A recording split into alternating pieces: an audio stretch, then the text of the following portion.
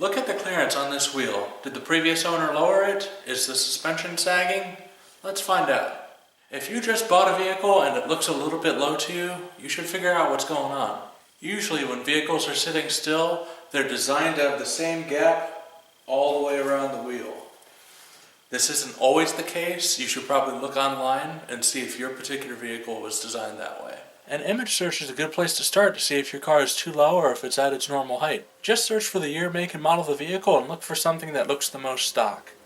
This car right here has got an aftermarket body kit, aftermarket wheels. We should avoid that one because that one's probably lowered. Everything looks stock on this one, so we'll use that as a basis. This is a picture of the vehicle taking a corner, and on the side that's actually compressed by the cornering speed, it's about at the same height as my car that's just sitting in the garage. There does appear to be a little bit more height on this one, so let's check the car out.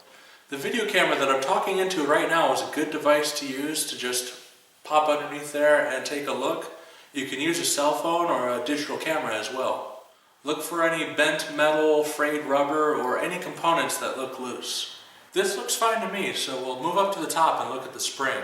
The obvious thing to look for is damage, but also look at the color. A lot of aftermarket springs are painted a more flamboyant color.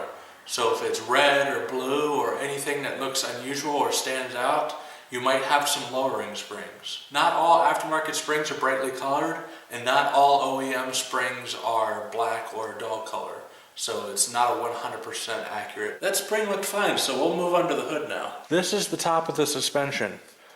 This stud here is actually the top of the strut. A lot of vehicles will have 2 or 3 bolts holding in the strut mount in a triangle pattern, but this vehicle is designed a little bit differently. We'll take a look underneath here and it looks like there's been some rubbing, which means this does end up coming in contact with this down here. We'll grab onto a solid piece of the car and just wiggle it back and forth.